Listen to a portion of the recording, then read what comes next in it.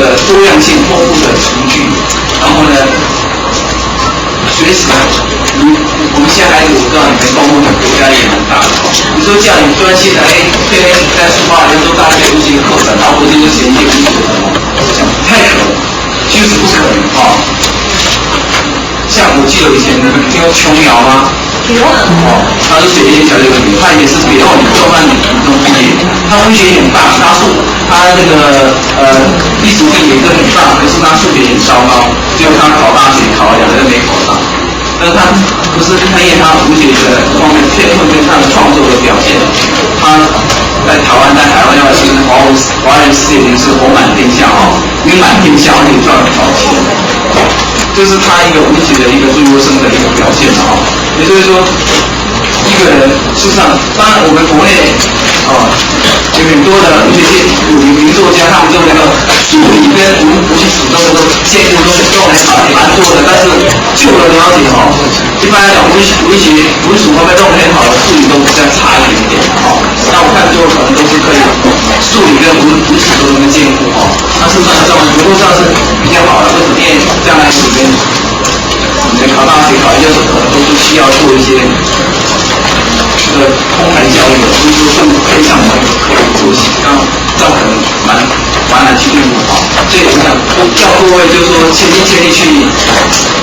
就是看好文学，或者说去写作，做一些文学的写作上，这是蛮难的其实不可能，但是呢，各位会从这里面就是说。每个月你就有些人跟我讲说，我书看很多我看了几千本我就跟他说，哪一本书里面写什么，作者是谁，看写完给你作者是谁不晓得，书面不晓得说你看那么多书没用嘛，很浪费时间嘛。那我们现在是这个在时间有限之下，在时间经常被分多，有时候你可能要洗澡，你可能要补习，你可能要计算，你可能要去练考模学习，你时间在被冲呢，被这个冲的分割之下，事实上你要投出像专门的东西，事实上不太可能。那我想，文学如你各位同学，我们也不要求他对你们是一个专业领域的研习跟探讨跟训练技术，不可能，完全不许可，但是没有关系，我们可以把文学当做一种欣赏，当做一种消遣，在无为中没有作为中去寻找文学，会让更多的收获。如果说我们从很多阅读上的习惯，或者说从很多线上习惯来接触文学的话，你就觉得原来文学，原来艺术是这么的可爱那如果让你专业接触，可能会觉得它会把你压抑那我觉得。大家的同学将来你们面对的压力也蛮多的，就是说你们课本压力方面都很多，所以不必专注研究文学，但是你们可以从里面把后续中去欣赏接触文学，然后呢，在欣赏接触的时候，也不要让它空白。什么不空白？就是我刚才讲的，你们把重点在记，把书名记起来，哪本书作者谁？经过例如说上面都把我们做出版的，它里面摘下来是什么？它就是解说版的怎么样，把它摘下来，因为过了1年2年3年4年，同一天打开一看，原来罗马的资讯，上罗马是什么跟什么，就很容易进入他的现场，很容易就有那种记忆，就不用刻意去然后你刻意去背诵它，但是你就很容易去记起它，很容易回到那种现场。所以我想，如果把文学当这种应用，当这种就像你的打篮球一样，不碰它篮球，不碰它文学，可以当朋友一样的接触、面对、交互动，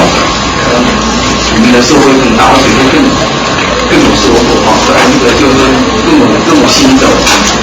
这是我想，我们不用就是说，因为我们写文章，我们就故意把文学。把它就是强化，它是多重要，它是需要什么？它是需要我们多让多随机变成变。我们可以心有余，必须干着功课，在学校必须有的那样的考试都能够觉得总有应付之后，文学一下，我想如果这样就不错了。事实上，我们不否认这几年来其实这5年来，我们看国内吴起的那个市场跟它的一个存亡、一个存续跟消磨有没有我们也感慨，就是说，我们不能说文学完全是坠落了，完全是就没有希望，但是事实上，文学在台湾事实上，纯文学在台湾是很难生存，所以在我们那个年代，40年代的台湾那个林海音女士的那个纯文学的出版社，后来就关门了，而且不但关门，他那些纯文学出版社出版的书开始有叫做庆题，你知道吗？看海峡的庆题，你知道吗？许巍画作那个，100斤多少钱这样带，那这样真的是很，对我们从书来讲是真的是很那个时候国情难堪所以说我想，从文学的创作在台湾几乎是变不可能，所以因此我们。经过这些世代的传统，我们国内逐渐接受我们小野监制他的一些所谓小说改编电影的，还有李龙先生的《少年罗马》还有就是说那个太平洋海岸日记他们都开始把一些当地的山川风土习俗传统故事都融入在文学里面，所以文学已经不是纯文字的表现了，它已经能够承载。上面装载很多的神话、传奇、地方小说、地方的传奇，还有民间故事，都放在文学的篮子里面，都装在里面，让人看起来，原来文学很有味道不是一个纯文学的表现同样的，像我在年轻出版社做一本寻访台湾生命原乡，我是从一个比较文化的、比较那种所谓的历史的轨迹去寻找台湾的一些旧时代的一些东西当然，感觉上寻访台湾生命原乡这种感觉好像有点像历史的感觉。事实上，我是用文学的角度、文学的出发点来看待整个台湾族群、原住民的族群文化的变迁的，还有一些古迹的变迁的问题。那我觉得。文学它不一定就是专门就是一些所谓的过人喜怒哀乐啊，或者看一朵花，花多漂亮啊，花怎么样的，不需要这样。文学可以成为更多生命的载体这不能写。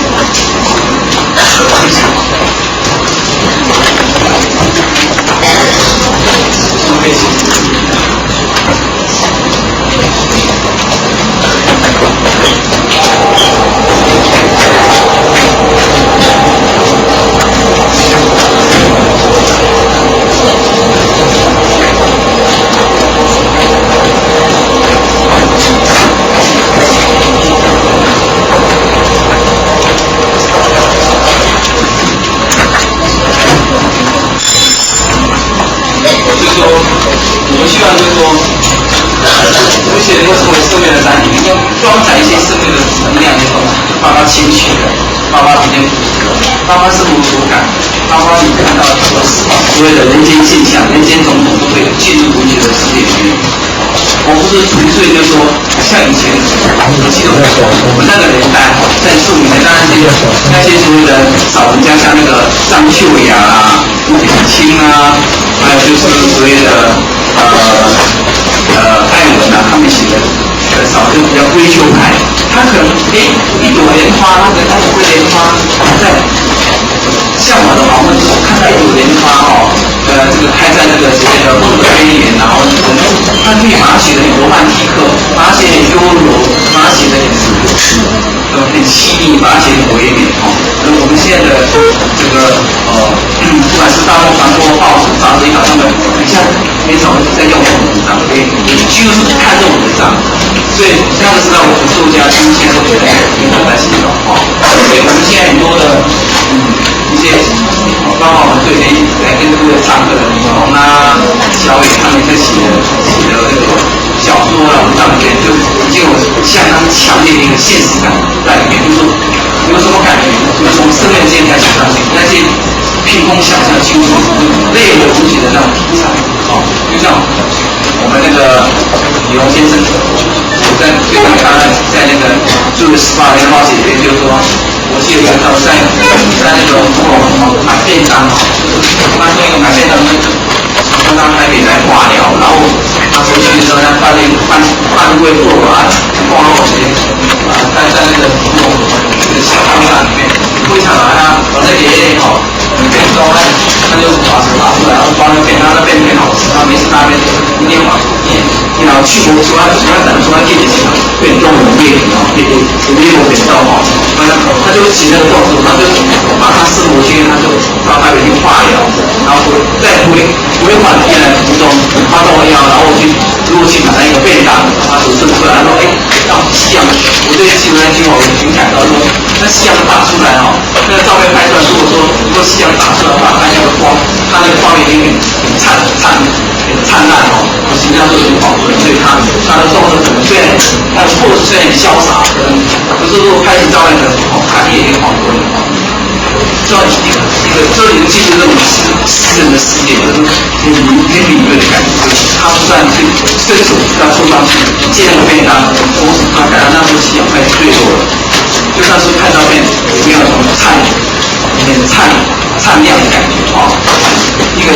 各位大家都知道，就是一个从现实生活里面去提升为生命的载体，就是说去承载更多的东西。事实上，文学也是一样哦，在文字里面，我们就说纯粹就是一个给哎呀，就是说玫瑰啊，多芬啊，他们都比较在这个所谓的人物作中，我们不需要那么多的历史，跟优美不要形容历史。事实上，你只要像我们的农先生，他把他那种去化疗，然后回家途中那种满面发的经验写出来，实际上就是很感觉。他不是很朴素，很冲突，跟整个感觉上很蛮像，但是事实上我们就这文章读起来，我们很感动啊、哦。这是文学的一样，也就是说，各位可以在不同的情境里面，不管实际之前也有，只要你眼睛手机你能看到，随时随地都是你写作的感觉。对，短的话基本上是给诗篇文章啊，小品文也是啊。那长的话，你们写一篇记录报道文学也是一篇3、4千5字的文章都可以写。对，看你的题材，看你的需要，你随时可以打很多语式的都转换成你的语气哦。我们最起码不说表面嘛，起码你可以写日期嘛，写语气嘛。假如说讲日记哈，习惯啊。现在要写麻烦的话，不如写个周期没有关系啊。一个礼拜我改写什么，我发现什么，我就把它写在那个周期上，或者说我用电脑打上去，我都可以留下一篇文章啊。这篇文章不要想要紧，但都是你们在青春岁月里面成长的一个记录。当你读20岁，当你到高中，到大学之后，回过头来看，哇！你们搞定了之后，我这种时候，我当时在看到什么想法？你回过头来看到你以前的东西，你会觉得很感动哈。就像我现在已经LKK 哈，20岁年纪，但是我回过头看到我做书写的东西，有些还蛮喜欢的。我那时候被骗财，我怎么能有那么多奇奇怪怪的感觉？对我现在看起来觉得怎么样？但是年轻的时候，刚才才会有那么多感觉，所以不同的年龄。不同的岁月，不同的角度会让你生命不同，所以深浅度那种所谓远景、近景看法都不一样。所以这个在这个文学的那个写作上，文学的创作上，我们强烈推荐的就是说，随时把你周边的一些信息，让你感动，让你。这感动的过程当中，可能让你流泪，可能让你所谓的眉飞色舞，会让你这个欢喜切动的一些事情，我觉得可以做一些记录。那这个是作为记录，就是你个人生命的一个记录，一个简单的记录。但是它可能或者有一天它会酝酿，或它会发酵成为作品一个很好的素材。不要想到这些故事，因为一个人是会要发生一个很伟大的、很轰动的故事，我觉得是蛮难的哦。那因此呢，周边的一些故事哦，包括我们馆长已经是65岁了，叫做他看就是里长的县长，彰化县叫汪金珠，你听到没有？汪金珠听到没有？大家可以听到吗？他昨天跟我讲一句话，我特别感动。我不晓得你最近看电视，我是不是看这个故事？他说。然后暂停啊，我就馆长聊了我告诉你我听很感动的故事是什么故事？他说看到广告什么来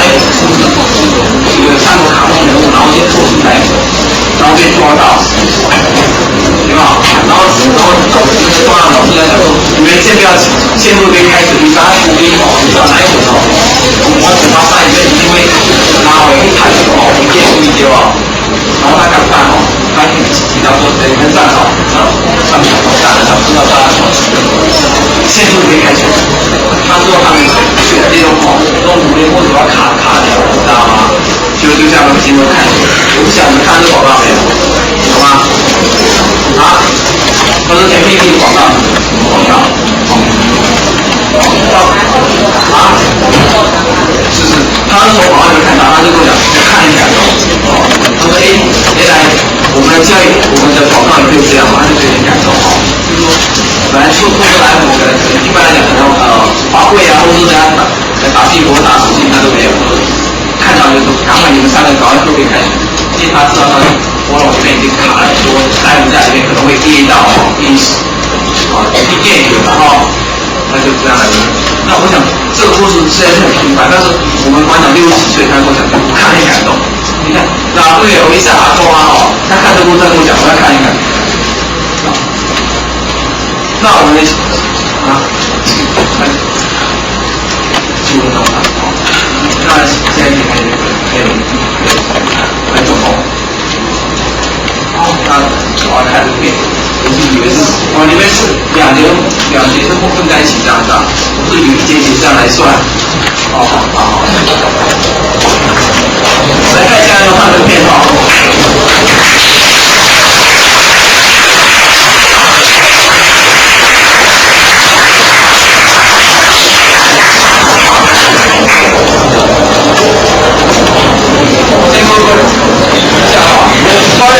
那是什么除了技能你知道吗？布隆族，对，就拿中线西乡布隆族的那个。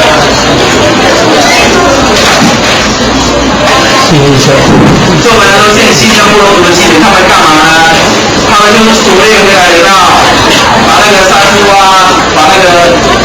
什么，他们的那个祭品花啊，跟他们的那个气功夫哦，就是他们那个布隆族的服装哦。有些你看就穿浑身黑色的哈，那打的都是用白醋麻。看下一个。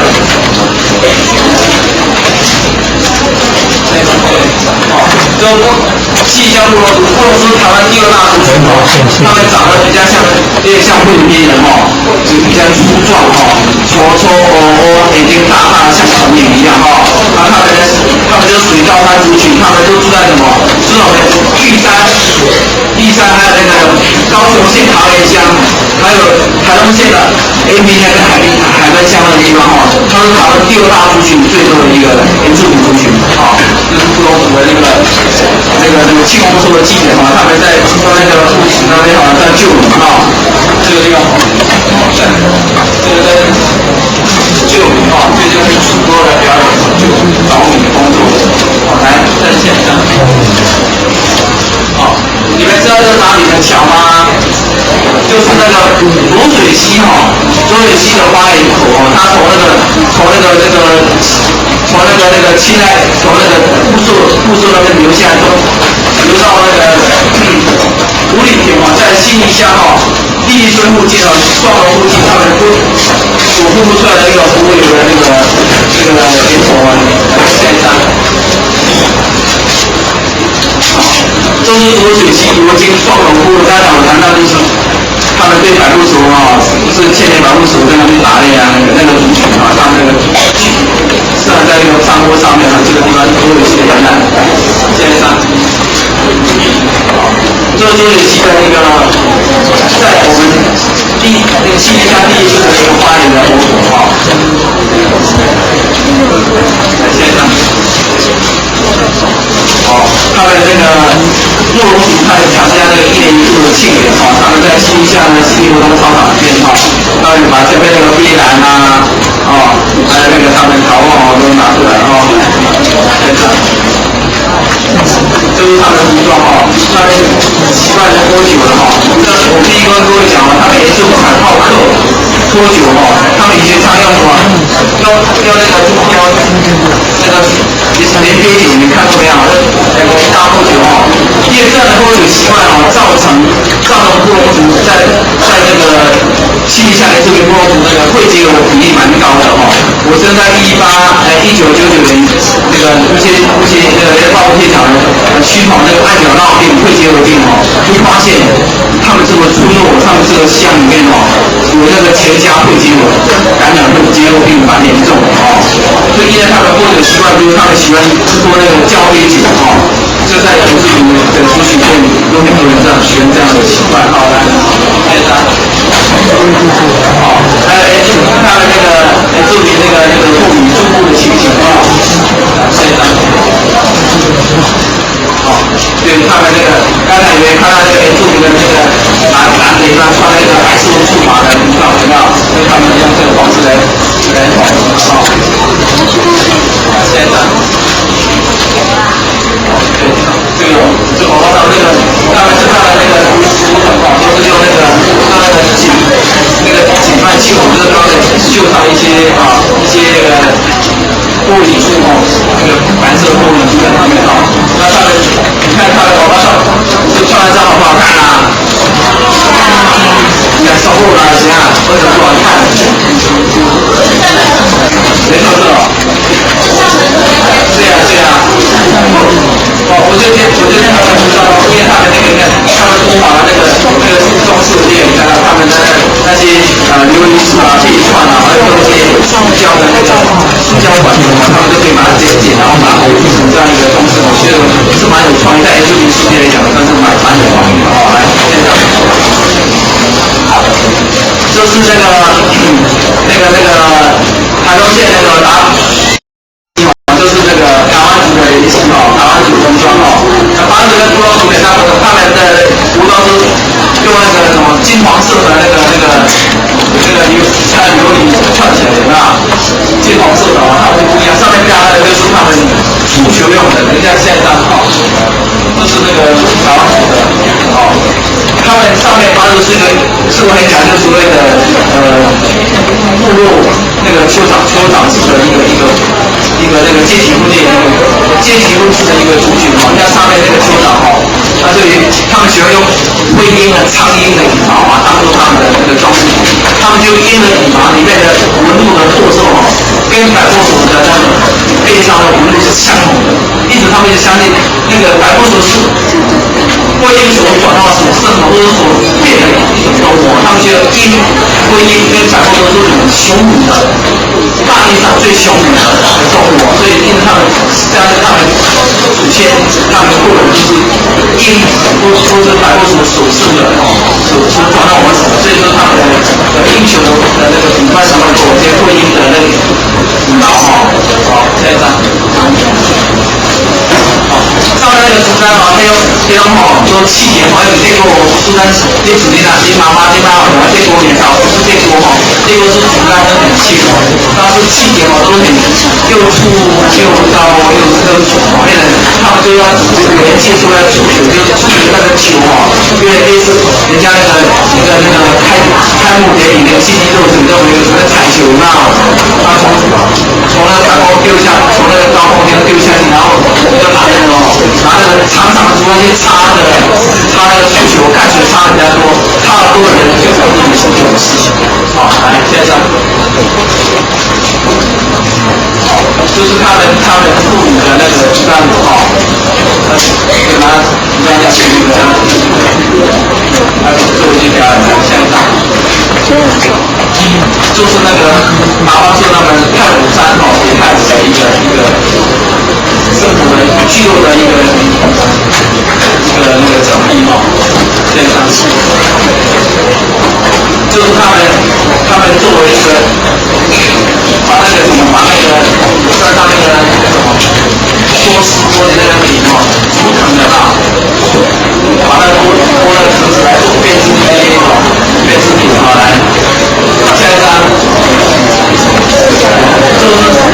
就是打方兽哦，他们这个部落娱乐县这里面比较现代化的场景哦，建筑场比较现代化。现在，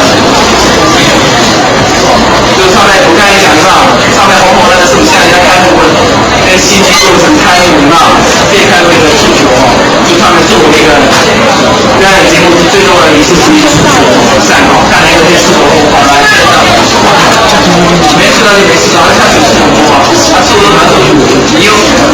走路啦，就类似气这种事啊。那看你做的做的做的，他不知道是别人不全的情况，在哪里？还有，就是我们那个艺术家底下哈，那个在他的部门的从事的嘛，有人说卢凯族跟那个台湾都是台湾在研究组里面最富有艺术气息的族群，为什么呢？各种的那个，比如说各种的毛巾啊、包巾，当然是他们专业装饰哦，配上一些饰品跟背景没有艺术气息。你看这个花上哦，你看他头上那个冠哦，你看那个网子里面就很多的那个刀白不熟啊，还包括很多的那个面包，线上。这个就是我们以前屏东那个美容书院的美容系主任哦，他罗小璐他专门画来台湾那个卢凯族跟台湾族的那个原住民的图像，他是用做了蛮多画，他专门就在台湾的一个人类学的调查所在。下一张。对，刚才那个我们看到木鱼跟木鱼，现在他在网上本身，你看手上拿那些饰品，上面都是一些那个山猪猎杀山猪的那个牙齿他们的就是象牙山猪的山猪的獠牙来下一张。就是那个他们联机触球比赛他们会做到那个准备要触球那个台湾组的一个大街人前面触球还有现在还有刚才我们看到那个他们的这个幕他们用上面就有一些鹰的那个灰鹰的那个长长尾巴作为他们所谓的勇士的象征。现在就是那个典型的台湾的妇女，他们贵族的一个穿着，你看上面是2条白布球，对不对？看到没有？白布球它上面一个像女人是干嘛呢？因为在我们南台湾那个卢凯跟台湾部落，因为他们以前住的书房部的他们书房部的上方就是在部位上面，他们相信上方支持太阳神的灵力，也就是由太阳神来掌管，就是说这个台风下雨就是风吹雨完全是由太阳神掌控，所以他们也拜太阳神。然后呢，他们的部位之下就是他们的祖先的图像还有这个人图像，还有这白布族他们相信他们祖先是白布族所生，因此在他们那个书房部的那个部位下，他们相信族人管理升级还有传递后代一个很重要的生活场域这很典型的台湾族贵族妇女的装饰台湾族来，在现在就是他们从事木刻你看在台湾的原住民族群里面，他们的雕刻比较不同于那个所以像那个贵族他们都是雕的，他们都是雕呢，他们就在木材的一个边面上面就浅雕浅把你的木头五官做一些雕刻，它没有像一般我们现在看到很多像那个长徽讲现代的原住民他们所以你的做雕就不会把那个雕刀穿越过去，他们很浅显的一个主线不扣的雕刻，所以叫浅雕，叫长雕来在现在来各位看一下这是他们从来少女的长扮你看他们服装其实也是很时髦的你看他们的挂的那个琉璃珠的背串还有他们服装的纹路，还有他们上面这个冠上面绝对输给我们这个西南边境那些所谓的新娘出嫁的那个它这个服装很漂亮我觉得是很棒的在线上对，我们就看到这是台湾族台湾族现在在三地门你们去了就知道，三地门现在比较重要的一个交互在就是赏龟这个他的那个交互图像颠覆那种传统的制度标，因为刚才我们讲他们是使用要部分前倾要部分一个人的一个轮廓，或是一个动物的一个图形，但是呢，像这样的东西就已经有空胶有破坏掉的那个味道哦。你看他们都有，而上面拿的干嘛？就是那个杯酒那上面那个杯酒可能站在一起啊，因为他们那个过去生活的那个图像的一个样子啊。那现在就是他那个目前的雕刻的那个我们必须了解，过去他的雕刻比较什么？在这个工艺界呢，他们是就是他的最后因为他们是属于简雕，所以他们老是雕，不是雕多久吧，就是雕上雕完不熟，然后雕就是主线的图像，就是比较呆板，没有变化。那现在像三五六啊，像高级他们现在雕刻家他们就开始用，尝试用木雕、用石雕、用土雕、用木雕、用煤雕来直接让它雕不同的。哦，对，那都是那个台湾族他们在过往里面学长蛮好的，他们我们再多一点点时间，把这大概看完好，那就是华族他们在室内里面哈，上在书法部里面哈，好，手点小声一点好不好？那个在铺面里面啊，在西点旁边里面有没有跟祖先的图像那边？他们就祖先灵魂都跟我们在一起，所以他们在那书法路的里面都会动到那个木上都会做祖先的图像哦。那现在哦，这是那个典型台湾族这个绘图的一个装饰啊，来现在在现场。好，那我跟各位介绍就是，你们到佛山，你可以注意到，佛山有一个很特殊的就是莲佛，就佛山会有一种长得像有点像松树，但是不是松树，它叫莲佛哦。年轻的莲，然后不是那个松柏莲佛啊，这很漂亮。到佛山去石山看看，有很多来现在哦，对莲佛不同的长相哦，这台湾会有一种在佛山可以看得到的啊，在现在。哦，这佛山上面的我有界面啊，它就是一个莲佛的一个重生的一个地方，在上，哦，对，我要跟各位介绍灯塔。其实我们灯塔哦，在台湾来讲是很重要的哦。以前你知道我们打出那做街牌哦，都需要透过灯塔来那个光线的那个素质来照亮我们那个地理那个望京早辉哈。所以这个灯塔就是那个在我们那个东北角那个所谓的珠台灯塔灯杆哈，上面长像蜡烛一样哈。这个配有个东北角的光区，事实上很多人就觉得台湾最美的灯塔、最秀的前灯塔。OK， 下一张。这个灯塔是在我们那个在那个基隆的那个灯塔哈。下一张。就在我们那个万海顶洲，就是嘉义路带跟我们宜林的湖相哈，那个地方有一切都平庸公里的那个湖州哈，那是漂流的那个沙子的，经常一阵风一阵雨，都是台风是海浪很正常把它冲发掉，所以说两岸的这个嘉义的布袋跟那个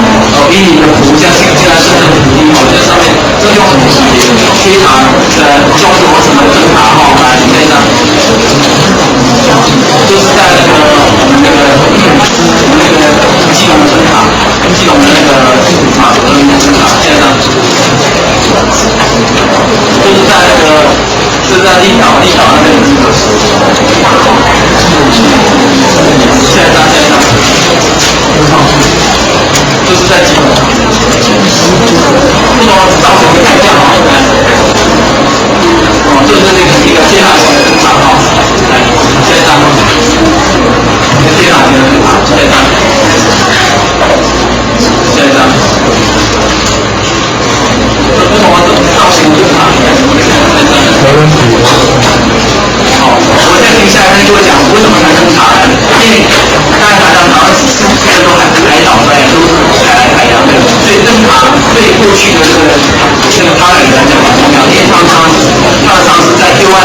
他们从照亮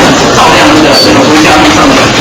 一盏灯哦，所以在把你们从清朝就是说灯塔的营造的灯塔，那现在他们讲的很多灯塔慢慢的被它实际上变现很多导航系统啊，很多那个电子过滤设备都蛮多，现在灯塔的那个作用他们讲跟以前不是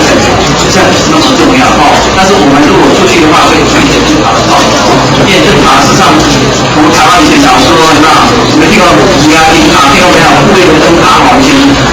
台语老说嘛，护卫灯塔，台湾人很多台湾人跟灯塔方面很深感情。我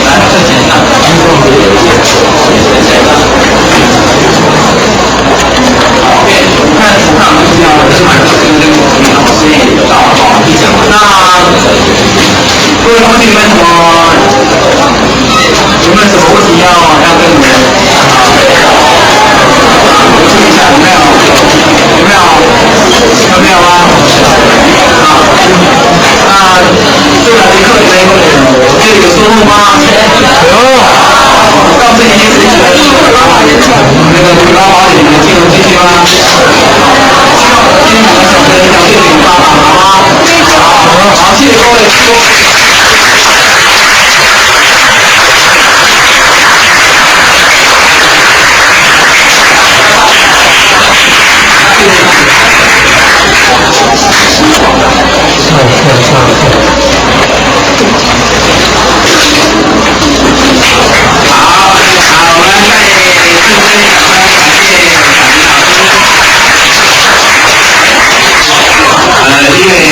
有一部分的同学要赶火车、赶公车的啊，这个如果你是赶火车、赶公车的，举手。没那么多，有没有点？好，这样，好 ，OK 啊，好，那这个今天啊，我们同学们啊，你们有几个地方我要称赞你们啊，第一个，你们的热情，还有你们的这种热诚的一个表现啊，还有对我们来宾的温馨，这都非常好啊。但是也有几点要告诉同学的，你们一定要加以改正啊。第一个，今天有人少数2、3个同学你迟到了啊，你时间超过7点50分啊。我昨天规定是7点40分啊，那么我这个看到有少数2、3个同学7点50分以后才匆匆的赶到啊，请你要注意。第二点，刚刚最后一节课啊，这个可能有一些同学今天已经坐很久都无忧没有5分啊，可能你的精神不济，那我告诉你，今天晚上回去早点睡啊，你明天才不会精神不济啊。第三个就是有人啊，你可能这个为了要签名啊，所以这个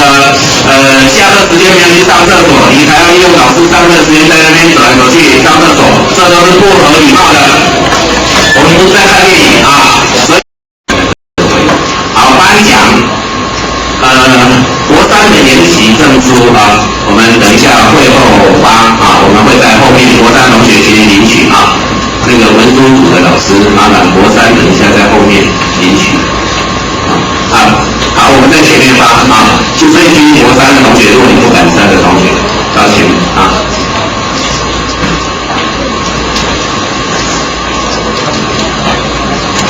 好，其次，今天李彤老师要送2位同学的这个卡片啊，因为这2位同学有送李彤老师卡片啊，那么所以这个李彤老师他回报啊，投之以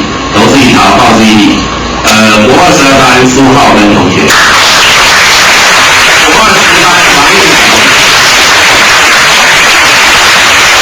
应该李彤老师先送给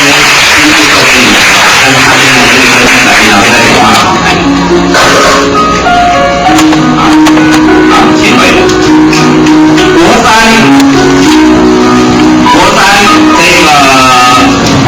学习认真啊，学习单优良者，第3名郑小俊，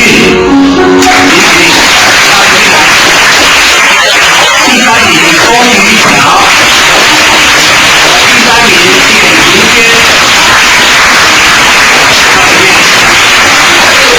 第2名李书莲，林以晨，第1名王崇辉。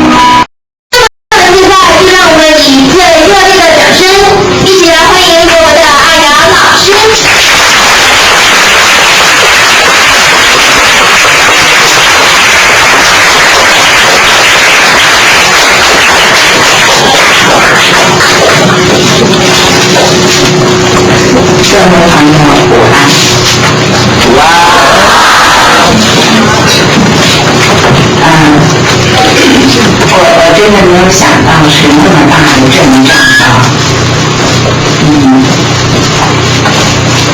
早上跟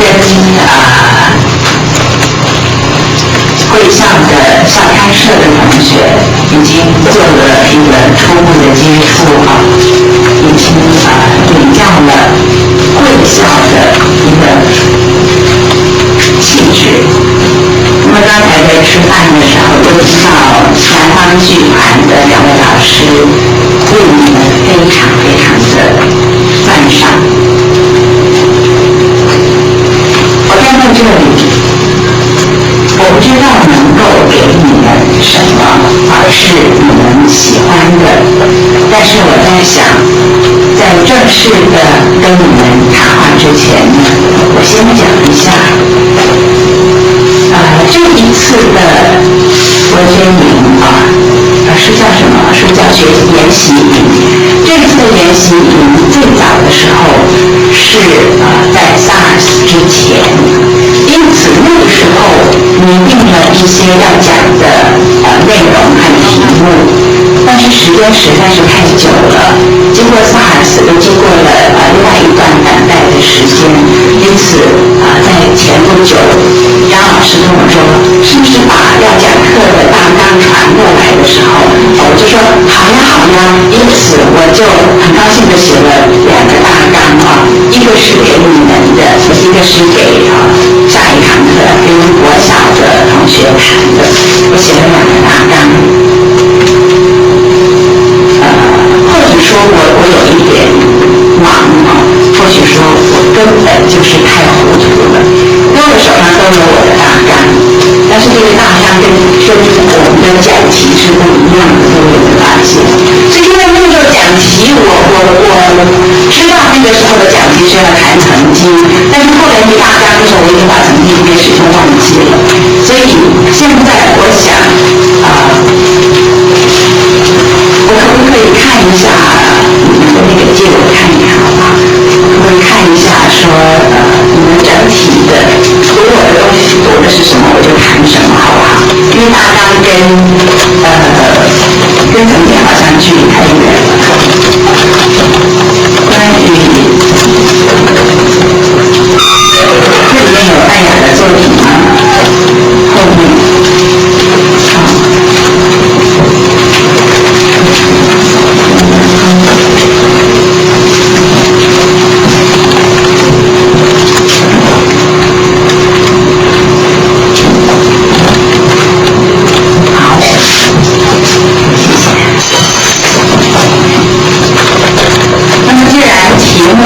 是微翻往日说曾经我想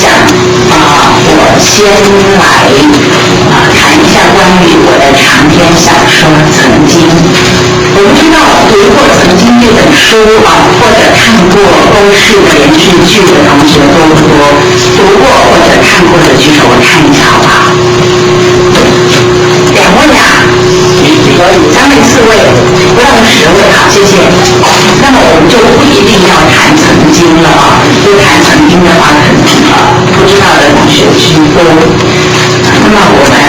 可能还是按照我的大纲来跟各位聊一聊。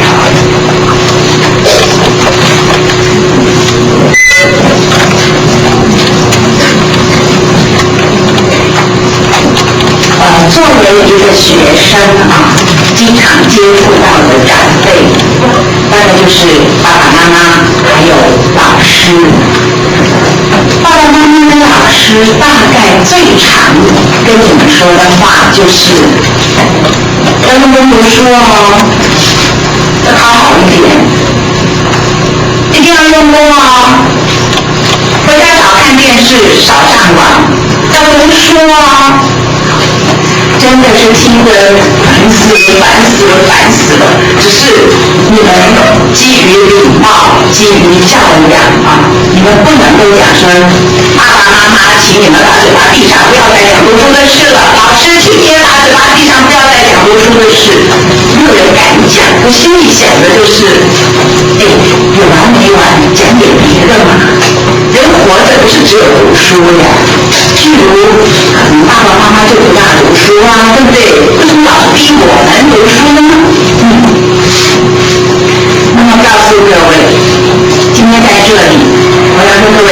就是我非常希望你们能够好好的读书。讲完了这一句，你们下面那个人想说，给我一点自由吧。你要是给我自由的话，我就把你打出去，后面的课不要上了，一天到晚听到读书。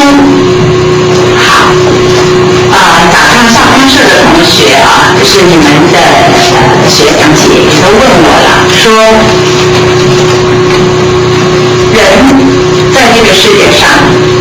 不是只是活着而已。那么人在这个世界上，如果想要好一点过日子，该怎么样呢？我的答复就是要多读书啊。好，那我们就讲一讲吧。既然逃不掉啊，你看老师守在门口，你逃不出去的啊，所以就听读书吧。好，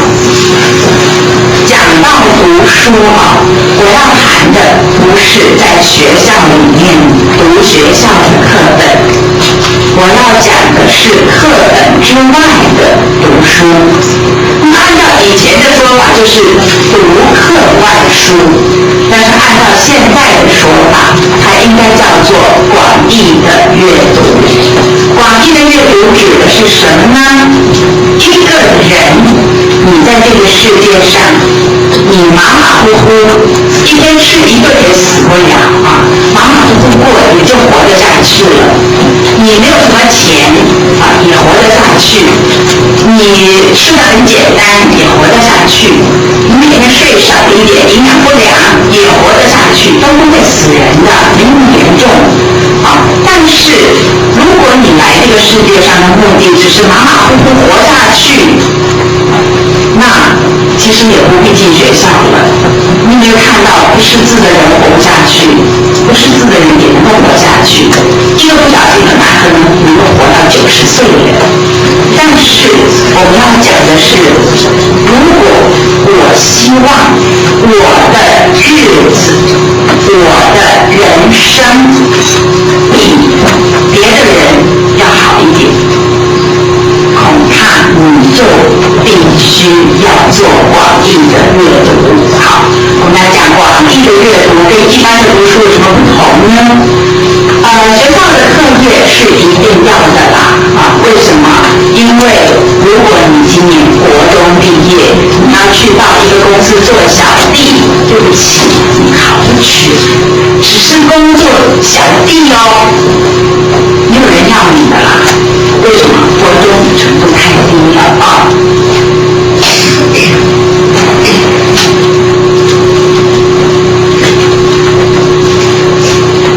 那你说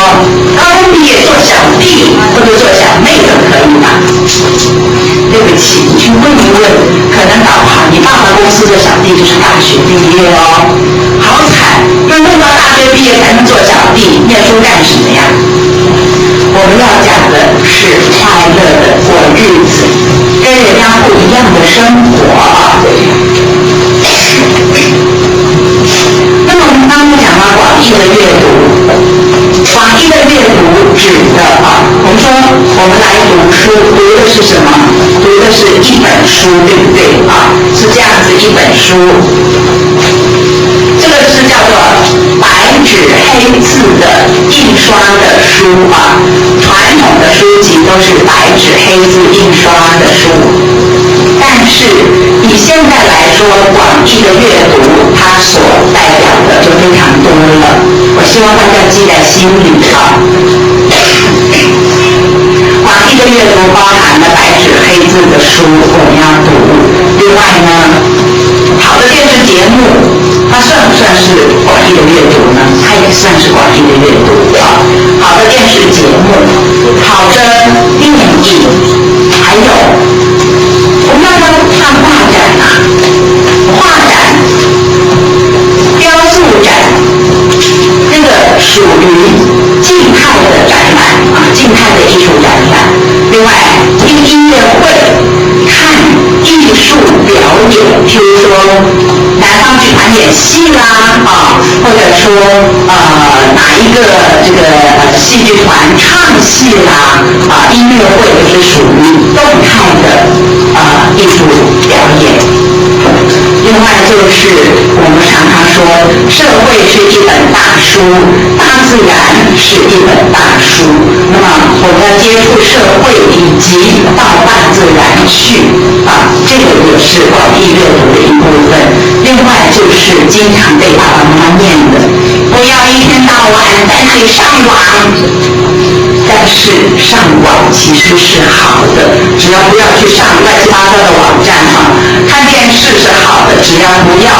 我们常常犯的毛病就是窝在沙发那里拿一个选台器，半个小时以后你一个节目都没有看到，为什么呢？半个小时你都在那里按，像打电动一样在选台。上网也是一样，你这边点一下，那边点一下，每个网都点一下，结果半个钟头过去了，什么东西都没有收到，没有收获。所以我们自己要先做好计划上好的网站去好好的逛一逛，上好的电视节目好好的去欣赏。所有好的东西对我们的阅读来说都是一本好书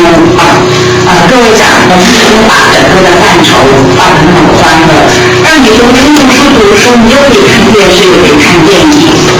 又可以听音乐，又可以看表演，又可以逛网站，又可以这样，又可以那样。也许你们会说爸爸妈妈会管，会这样说不好，那样说不好。其实到那个时候就应该跟爸爸妈妈去商量，说老师和学校都赞成我们做广义的好的阅读你阅读的越多，接触的越多，对自己帮助也就越大。这么讲可能各位会觉得说没有什么稀奇嘛，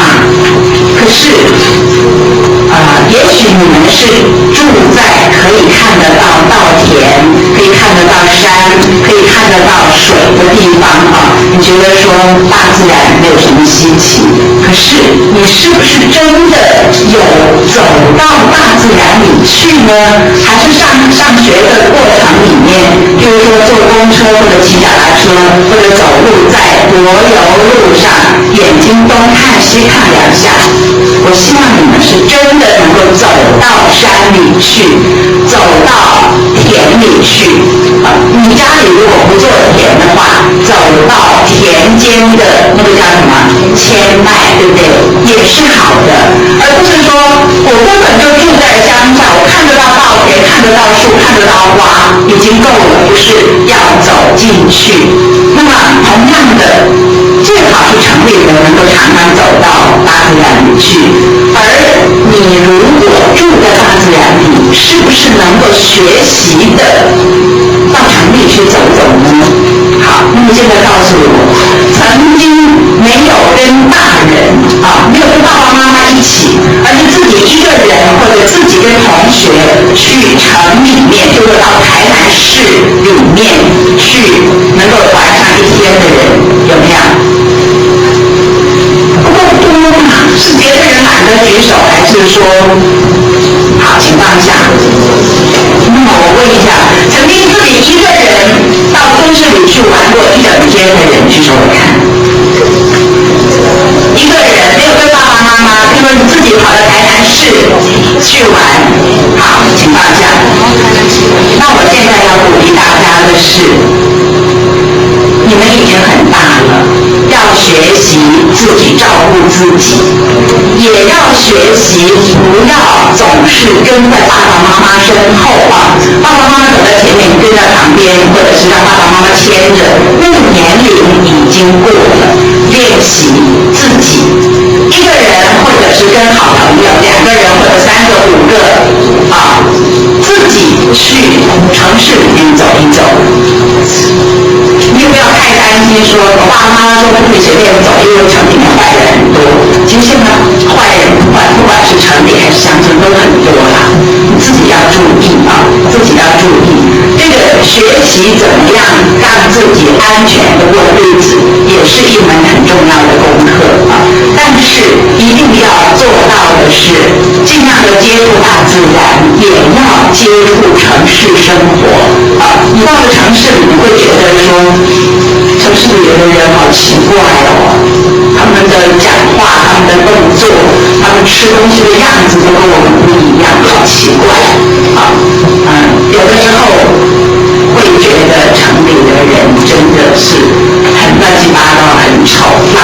西、乱丢东西等等。那当然，城里人看乡下的人也有他们特殊的看法。可是我一直觉得说，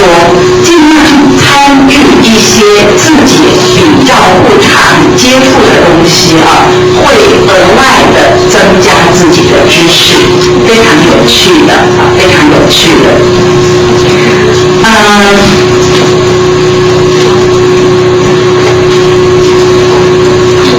我是一个写作的人啊，很多人会说，我很喜欢读书可是我并没有一直想要写作啊。那么是不是我不写作的话，我以后也不打算做作家的话，我就不必去把文字写好，就是把文章写好。很多人都讲说，写作文很讨厌啊，写作文没意思。读书嘛，读一读有趣味的就好了。我人觉得书好像我们读太困难了一点啊。关于这一点，我想要把我自己的经验告诉大家啊。我是从国小开始就读小说的人啊，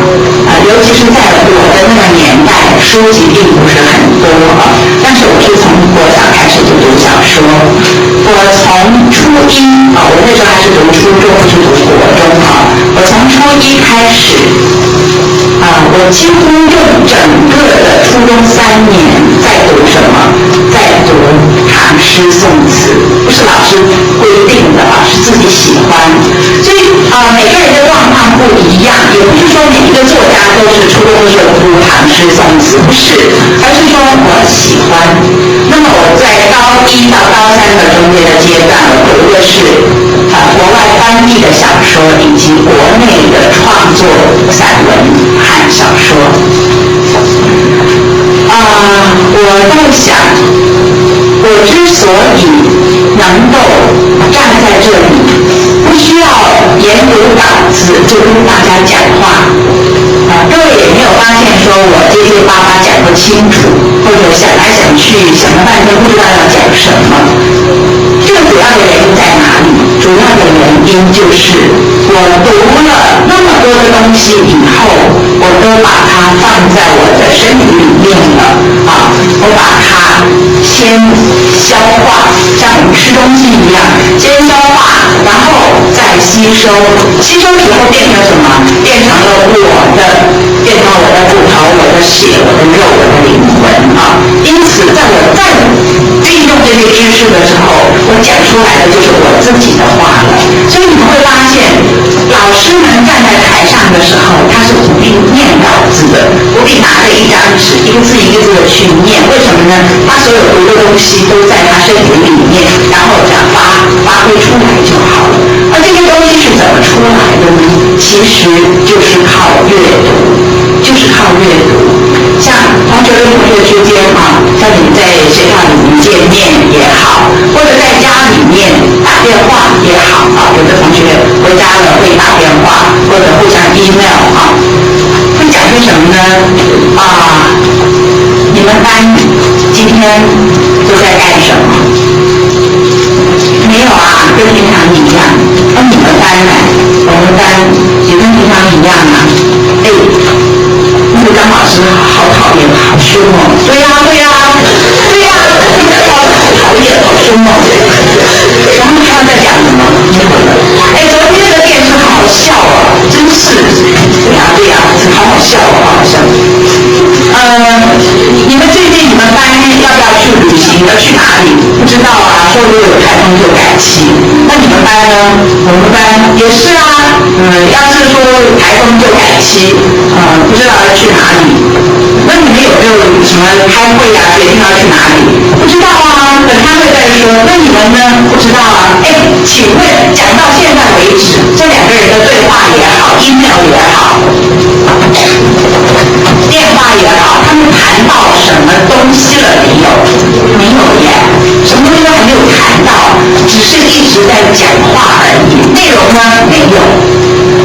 有的时候2个朋友一起讲话，也会有这种情形出现譬如说，你昨天晚上在家干什么？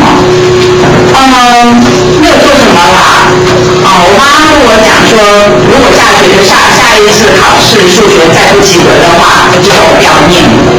好讨厌哦。那你在昨天在家干嘛？我妈也是啊，我妈说，如果说我的那个什么国文再考不好，作文再拿很低的分数的话，就要送我去补习。啊，你妈是怎么样？啊，我妈又讲什么什么？那你妈呢？你妈有没有讲你什么什么什么？对啊对啊对啊！哎，他们的谈话内容就是说，那我妈又讲什么什么，而且我爸爸又讲什么什么什么，我哥哥又讲什么什么，那我就很气啊，我就讲什么什么什么什么。那然后呢，他骂，哎，对话常常是这样的，你细听，除了没有内容以外，唯一的内容是什么？是叙述别人的话。啊，那我妈就说什么什么，那我爸就说什么什么，那我就很气啊，那我就说什么什么什么。只有叙述，没有描绘，没有情绪，没有情节，什么都没有，它只是会重复的讲。我之所以要提到这个，主要的是让各位知道我们为什么要读书呢？不管是做哪一种广义的阅读，到最后的收获是什么？广义的阅读到最后的收获是增强了我们的组织和统合能力。就像有的人问说，为什么要学代数啊？不是以后去餐厅买菜，买吃的，买饭，或者是在菜市场买菜啊，什么都是有电子计算机算账吗？啊，那如果说是一定是要我们计算的话，加法减法就够了吧？你去买菜需要乘法吗？需要除法吗？好像也不用嘛。那为什么要学代数呢？其实代数就是增强我们组织能力和统合能力的东西。读文章、读书也是一样，尤其是文学作品。读文学作品，它是会告诉你说，你的组织能力增强了。那组织能力增强要干嘛？就是你能够分辨很多东西，起码最简单的是什么？是你会说话。你说谁不会说话呀？好，那么我们看一看我们在看电视的时候，新闻记者在采访的说，请问你喜不喜欢艾雅老师啊？请问喜欢。好，那请问你看到艾雅有什么感觉没有？很好啊。有没有读过他的书？有。他的书怎么样？很好看。那你对于艾雅老师那你会不会觉得艾雅老师的文学作品对你有影响？有啊。有什么影响？很大的影响。那你以后有没有打算读了他书以后有没有很感动，很想要写作？有啊。那你有没有打算说写小说？不行啦。可是为什么我们在看我们的电视新闻的时候，记者采访的时候，被采访的人常常都用很简单的话来回答，尤其是什么？尤其是学生，尤其是年轻人。总是问说是你觉得这个东西怎么样？你有什么感想没有？很好啊，很喜欢，都是这种很简单的答案很少有的人就是说，我问你说，你看了这个电影以后你的感觉是什么？然后他说，我觉得怎么样怎么样，洋洋洒洒去说话，这种情形很少，常常就是很感动啊，很好啊，很喜欢啊，那你以后打算怎么样？要跟他学习啊？为什么会这样？就是因为没有组织的能力，当然你就没有统合的能力。你没有组织的能力的时候，你怎么去讲一个话呢？你没有办法把你要表达的东西组织起来，再经过你的嘴去发表意见。所以如果读文学书最大的收获可能是这个。如果你看了很多的东西，譬如说广义的阅读你今天看了 Discovery 的一个动物节目别人在跟你聊天的时候讲到说，有一种豺狼，你有没有听过？这个很丑他会专门的吃那个动物的腐败尸体，它的学名好像叫猎狗，不是打猎的猎狗，那个猎怎么写啊？忘记了，有没有？有谈话的一个资料，而不是说你昨天看了什么电视新闻，看了什么节目，看了忘记了啦，好像也没有什么特别的。你必须真的是去接触，然后吸收啊，接触了以后先消化，消化了以后去吸收，吸收以后变成自己的东西。尤其是像学生在写作的时候，各位不知道有没有这个经验？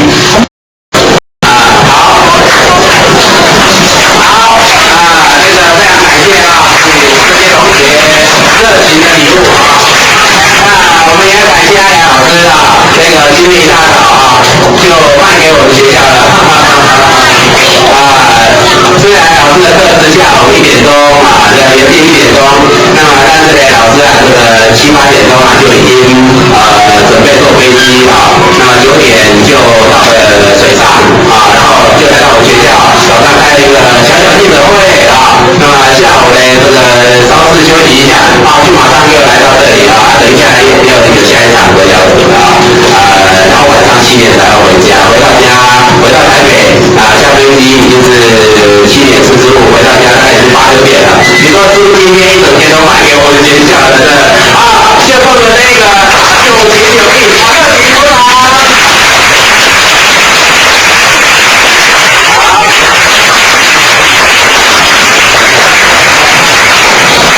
下坡